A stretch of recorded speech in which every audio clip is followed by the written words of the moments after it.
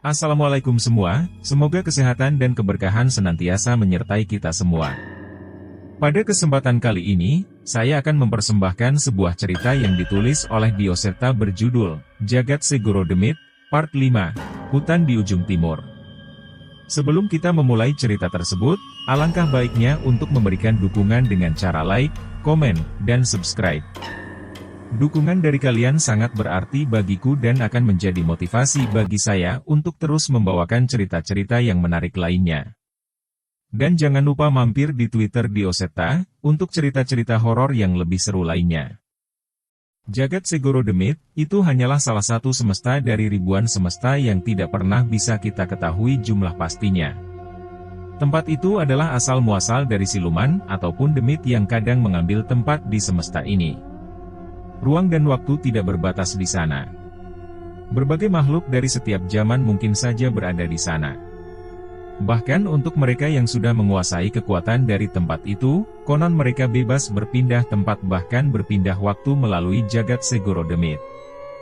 Sayangnya, semesta itu memiliki kesadarannya sendiri. Semakin banyak kekuatan itu digunakan, semakin besar pula kesadaran penggunanya terenggut. Sebuah cerita yang cukup panjang diceritakan Pak Lek yang sudah sempat menginap semalam bersama kami. Dengan adanya Pak Lek di sini, Rumi yang sebelumnya kerasukan roh ular kiriman Topo Ulo, kini sudah mulai pulih. Sayangnya trauma akan kehilangan keluarga dan orang-orang terdekatnya tidak akan pulih secepat itu. Setelah kekalahan Topo Ulo, Dimas bermaksud mengajak adiknya Rumi ke Jakarta dan tinggal bersamanya, namun Pak Lek menyarankan untuk menunggu kurang lebih 1 minggu lagi hingga kami benar-benar memastikan tidak ada yang mengincar mereka. Pak Lek, aku penasaran, kok tiba-tiba ludruk topeng ireng itu menghilang saat Pak Lek datang? Tanya Danan. Cahyo juga penasaran, namun ia masih merenung memikirkan kekalahan telak yang dialaminya saat melawan makhluk itu. Ia hanya tidak mau menyia-nyiakan tenaganya untuk melawan kita bertiga. Kita jangan besar kepala, ucap Pak Lek yang memang terlihat selalu waspada. Wah, serius banget. Ini dimakan dulu, kasihan Mas Danan dan Mas Cahyo dari kemarin belum istirahat, ucap Pak Karyo pada Pak Lek. Terlihat sepiring pisang goreng yang disuguhkan Pak Karyo mampu mencairkan suasana tegang yang kami rasakan. Perbincangan kecil terjadi di antara kami. Mulai cerita saat Pak Lek membantu warga desa Pak Karyo yang kena guna-guna beberapa tahun lalu, hingga akhirnya mereka bisa berteman. Karyo, habis ini aku pamit dulu ya, titip Dimas dan adiknya. Ucap Pak Lek tiba-tiba. Lah, kenapa toh buru-buru? Istirahat dulu. Kita kan lama gak ketemu. Tanya Pak Karyo. Keberadaan kami bertiga yang membawa jimat patahan kayu ini bisa membahayakan rumah ini, bahkan seluruh desa. Kita tidak tahu, makhluk apa lagi yang akan datang. Jelas Pak Lek. Danan dan Cahyo setuju, dengan membawa benda itu mereka dianggap sebagai salah satu pemilik ilmu yang mengincar kekuatan dari Jagat Segoro Demit. Terus kita kemana Pak Lek? Tanya Danan. Pak Lek menunjukkan sebuah peta tua yang terbuat dari kulit kayu. Ini peta hutan yang ada di ujung timur Pulau Jawa. Konon pada zaman kerajaan dulu gerbang Jagat Segoro Demit pernah terbuka di sana, cerita Pak Lek. Sepertinya aku tahu hutan itu. Katanya di sana ada kerajaan Demit, waktu kecil dulu warga desaku sering mendengar cerita itu, ucap Cahyo yang mulai fokus pada ucapan Pak Lek. Benar, kerajaan Demit itu berasal dari makhluk berhasil memasuki alam manusia. Untungnya ada kekuatan besar yang menahan makhluk-makhluk itu untuk tidak keluar dari hutan, jelas Pak Lek.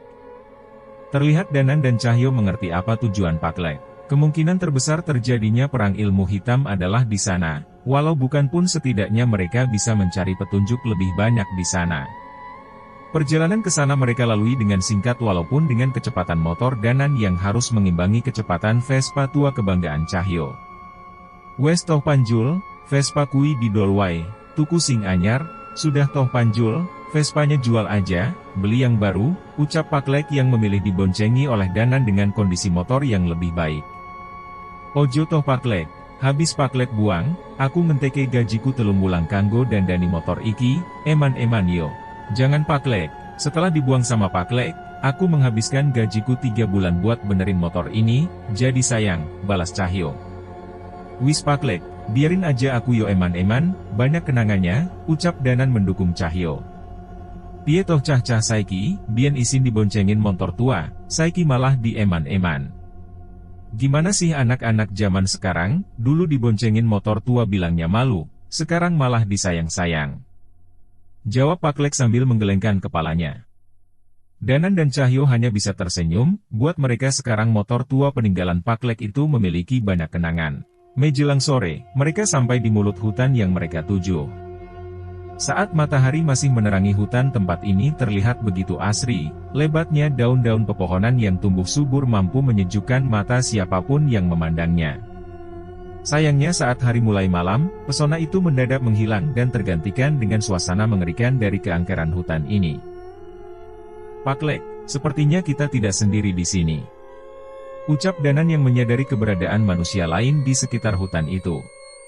Iya Pak Lek, kita iki ora duwean, kita wong telu, iya Pak Lek, kita ini gak sendirian, kita bertiga, balas Cahyo. Spontan saja tangan Danan mendarat di kepala Cahyo yang masih bisa bercanda.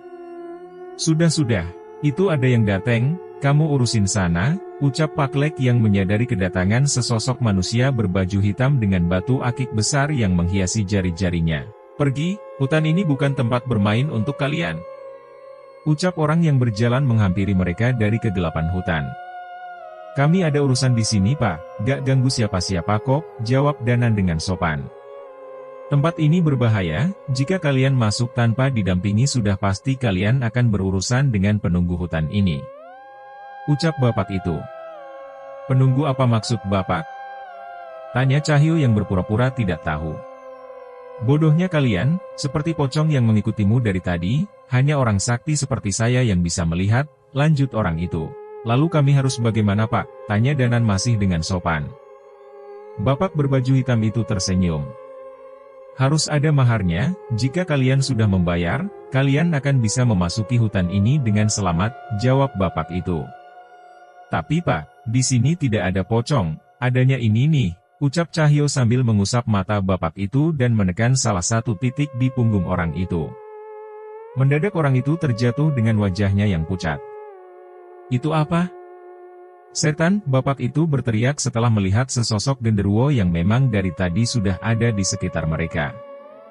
Terlihat Cahyo tertawa lepas melihat bapak itu. Di sini belum ada pocong Pak, nanti di dalam mungkin banyak, ucapnya yang masih tertawa puas setelah berhasil mengerjai orang yang mencoba menipunya tadi. Uis, sudah, ayo kita lanjut, jangan kelewatan. Kali ini Danan mengajak Cahyo dan Pak Lek meninggalkan bapak itu yang masih kaget. Mas jangan pergi, ini gimana? Bapak itu memohon pada Cahyo dan Danan. Kali ini Pak Lek yang menghampirinya. Bapak tenang saja, besok pagi penglihatan gaib Bapak sudah tertutup lagi kok, ucap Pak Lek menenangkan. Tapi sepertinya genderuwo tadi sudah sadar kalau Bapak bisa melihat dia, hati-hati ya Pak. Lanjut Pak Lek yang segera pergi setelah menakuti orang berbaju hitam tadi. Pak Lek ini, malah nambah nakut-nakutin, ucap Danan. Biar kapok kalau dia begitu terus suatu saat dia juga akan celaka sama makhluk di sekitarnya, jelas Pak Lek. Mereka bertiga berjalan semakin dalam, terlihat di mata mereka hutan ini didominasi oleh hewan-hewan gaib dan beberapa siluman. Sejak awal mereka memang sudah sadar mengenai banyaknya pertapa ataupun orang sakti yang memasuki hutan ini lebih dulu. Sampai akhirnya benar-benar ada yang mendekati mereka. Hati-hati Danan, ada yang mau cari masalah dengan kita, ucap Pak Lek. Samar-samar terlihat beberapa sosok makhluk mendekat. Ketika semakin dekat, sosok yang terlihat hanya seorang kakek tua renta dengan keriput di wajahnya yang sudah menggelambir. Bahkan untuk berjalan saja ia masih harus dibantu dengan tongkat di tangannya. Tak satu pun dari mereka memulai percakapan, niat yang sangat jahat sudah sangat jelas terasa dari kakek tua itu. Hehehe, cah nom ojo dolan ning alas tengah wengi, anak muda jangan main di hutan tengah malam, ucap kakek itu. Mengko diculik demit, hehehe.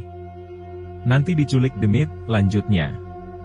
Perkataannya diikuti dengan kemunculan setan wanita yang tertawa gila dari atas pohon dan setan berwujud anak kecil yang merayap di tanah dengan lehernya yang terbalik. Sebelum makhluk itu menyerang Danan, membacakan ayat-ayat suci untuk menenangkan kedua makhluk yang melayani kakek itu, namun tidak ada hasilnya sama sekali. Sebaliknya, setan bocah itu melompat menyerang ke atas kepala Danan dan mencoba mencungkil matanya. Dengan sigap Cahyo mengambil sarungnya, membungkus setan itu dan melemparkannya ke tanah. Setiap kali makhluk itu melompat, Cahyo dengan mudah menahannya dengan ilmu bela diri yang ia miliki. "Danan, Paklek, biar aku yang mengurus mereka sendiri," ucap Cahyo. "Maksudmu apa toh?" "Gak bisa, terlalu bahaya," tolak Danan yang mendadak heran dengan kelakuan Cahyo. "Kalau gak menghajar kakek tua itu sendiri, aku gak akan puas," ucap Cahyo. Paklek berusaha menghentikan Danan, rupanya Cahyo langsung menyadari tentang demit-demit yang melayani kakek tua itu. "Perhatikan setan-setan itu, Danan. Keterlaluan kalau kamu belum sadar," ucap Paklek. Danan memperhatikan wujud kedua makhluk yang muncul. Tidak berapa lama dari belakang kakek itu sudah bersiap demit-demit serupa dan gumpalan api yang melayang di belakangnya. Gak mungkin," maksud Paklek. "Semua setan itu adalah anak, istri, dan keluarga dari kakek itu," ucap Danan yang mulai mengerti kekesalan Cahyo. "Kamu lihat berapa tali pocong yang ada di tongkatnya? Itu tidak sedikit, dan untuk merubah mereka menjadi demit, kakek itu harus memakan jantung anggota keluarganya agar rohnya tidak bisa ditenangkan." Jelas Paklek yang semakin terlihat geram. Tak menunggu lebih lama, Cahyo menendang demit bocah itu dan menerjang kakek tua itu. Namun sebuah bola api mengejar Cahyo untuk menghalangi serangannya. "Panjul yang kehilangan keluarganya dengan mengenaskan, pasti akan emosi melihat hal ini," ucap Paklek. Danan mengerti maksud Paklek dan menghormati permintaan Cahyo untuk melampiaskan amarahnya sementara mereka berjaga apabila ada bahaya yang lain. "Melawanku sendiri? Ojo guyon, hehehe." Kakek itu hanya tertawa sementara setan-setan yang berasal dari keluarga kakek itu yang ditumbalkan menyerang Cahyo dengan berbagai cara. "Wanasura!" teriak Cahyo memanggil siluman kerasobatnya yang sempat meninggalkannya saat terbakar oleh dendam. Suara dentuman besar terdengar di sekitar mereka, rupanya kejadian ini juga membakar amarah Wanasura yang tetap mengikuti Cahyo walaupun sebelumnya sempat meninggalkannya. Kali ini Wanasura merasuki kaki dan tangan Cahyo yang membuatnya memiliki kemampuan untuk bergerak secepat monyet hutan. Cahyo kembali menyerang kakek itu, namun banyaknya bola api yang menyerangnya membuat sulit untuk mendekat. Beberapa batu dipungutnya dari tanah, sebuah mantra dibacakan untuk memberikan warna sukma Cahyo pada batu itu. Ia melemparkan batu itu sejauh mungkin hingga bola-bola api itu mengikutinya dan meledak saat menabraknya. Kini pertahanan kakek itu terbuka, Cahyo bersiap melampiaskan amarahnya dengan pukulan terkuatnya. Seharusnya pukulan sekuat itu mampu melumpuhkan kakek itu dengan sekali serang. Anehnya, saat pukulannya mendarat bukan kakek tua itu yang ada di sana, melainkan hantu wanita yang sedari tadi melayang-layang bertukar posisi dengan kakek tua yang saat ini berada di atas pohon. "Jangan buru-buru anak muda, hehehe," ledek kakek tua itu. Kakek itu tertawa bukan tanpa alasan, lengan Cahyo yang menembus roh wanita itu kini menghitam seolah terkena kutukan. "Sialan kakek busuk!" teriak Cahyo yang kesal. Namun kobaran api putih tiba-tiba membakar lengah hitam Cahyo hingga kembali seperti semula. "Wis! Ora usah kepancing emosi," ucap Paklek. Rupanya api itu berasal dari mantra Paklek yang terus mengawasi pertarungan Cahyo. Menyadari kesalahannya, Cahyo mencoba menahan diri dan merubah gaya bertarungnya. Dengan lengannya yang terbakar api milik Paklek, Cahyo menyerang hantu wanita yang sedari tadi tertawa gila. Kali ini setan itu merasa kesakitan. Wajah cemas mulai terlihat dari wajah kakek tua yang masih menunggu dari atas pohon dengan perlindungan setan-setan di sekitarnya. Akhirnya dengan sekuat tenaga, Cahyo memukul batang pohon tempat kakek itu berdiri. Kakek itu kehilangan keseimbangannya dan terjatuh, namun dengan sigap Cahyo menarik sarungnya dan berlari menuju kakek itu. Saat mendekat, Cahyo mencoba menyerang kakek yang masih kehilangan keseimbangan. Namun sekali lagi kakek itu bertukar posisi dengan demit bocah yang tadi merangkak di tanah. Kali ini Cahyo tidak meladeni demit itu dan melompat ke arah Paklek. "Paklek, tolong pegang sarungku," ucap Cahyo pada Paklek dan segera kembali melompat menyerang kakek tua itu. Berkali-kali kakek itu berganti posisi dengan demit pengikutnya, Namun Cahyo tetap tidak menyerah walau dipermainkan seperti itu hingga suatu saat usahanya terjawab. Kakek tua itu tidak bisa berpindah posisi lagi, pukulan Cahyo yang sekuat tenaga membuat kakek itu terkapar hingga memuntahkan darah dari mulutnya. "Orang mungkin, demit-demitku," ucap kakek itu keheranan. Rupanya saat memberikan sarungnya Cahyo menyelipkan tongkat kakek itu yang terjatuh di tanah dan diberikan kepada Pak Lek. Satu persatu Pak Lek melepaskan ikatan roh yang melayani kakek itu dengan perantara tali pocong yang diikatkan di tongkatnya. Rupanya serangannya tadi hanya agar kakek itu tidak sadar dengan keberadaan tongkatnya hingga benar-benar mengenainya. "Hahaha, hebat Cahyo," ucap Danan yang tak menyangka siasat yang dilakukan Cahyo. "Yo jelas, ora mungkin aku kalah karo menungso biadab koyo ngene, ya jelas, gak mungkin aku kalah dengan manusia biadab seperti ini," balas Cahyo. Kakek tua itu mulai kehilangan kesadaran, samar-samar terlihat bekas luka di punggungnya seperti telah melakukan pertarungan sebelumnya. Belum sempat menenangkan demit-demit pengikut kakek itu, perlahan terdengar suara alunan musik kendang dari hutan lebih dalam yang menarik perhatian demit-demit yang sekarang tak bertuan. "Cahyo," ucap Danan khawatir. "Iya, dia di sini, tenang Danan, aku tidak akan mengulangi kesalahan seperti sebelumnya," jawab Cahyo. Sebenarnya Danan selalu percaya dengan Cahyo, namun ia khawatir dengan kekuatan demit ludruk itu yang bisa memancing dendam Cahyo. Tapi setidaknya kali ini ada Pak Lek yang menjaga punggung mereka. Tanpa menunggu lebih lama, mereka mengikuti ke arah demit itu pergi. Namun kecepatan lari mereka tidak mampu mengejar roh-roh yang mampu menembus pepohonan. Arah mereka, sama dengan arah yang ditunjukkan ke peta ini, ucap Pak Lek yang masih mengawasi peta yang ia bawa. "Sudah, tidak usah lari, simpan tenaga kalian." Danan dan Cahyo mengikuti perintah Pak Lek, mereka menelusuri hutan dengan berjalan dan meminum air dari perbekalan mereka. "Pak Lek, memangnya arah demit itu pergi, itu mengarah kemana?" tanya Cahyo. Pak Lek menunjukkan peta kuno yang ia miliki, terlihat beberapa simbol goa dan candi terlihat di dalamnya.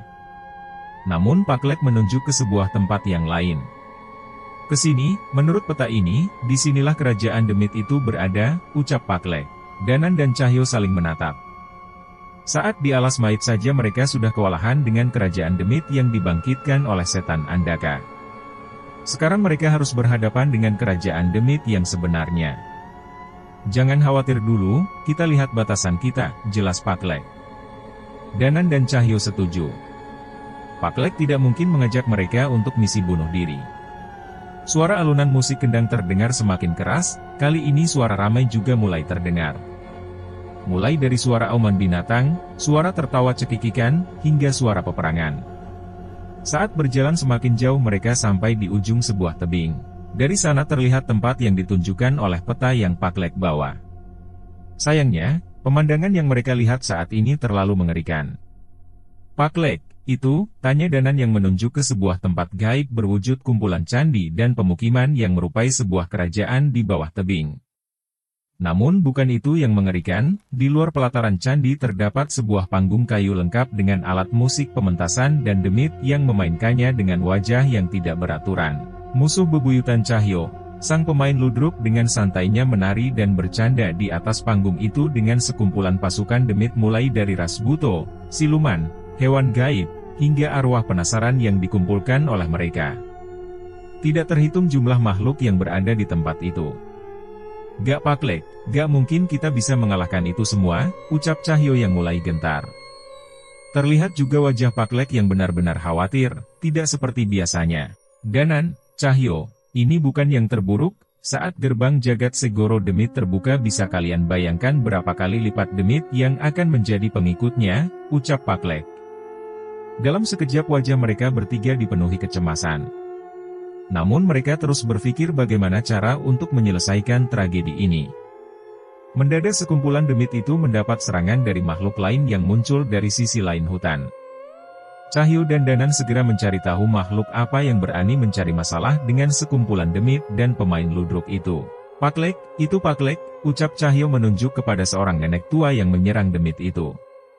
"Itu, Nyai Jambrong, yang saya ceritakan setelah dari desa Guntur," Katanya dia punya ilmu hidup abadi, cerita Cahyo pada Paklek dan Danan.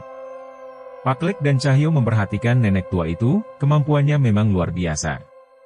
Tapi sepertinya masih belum cukup untuk mengalahkan lawannya.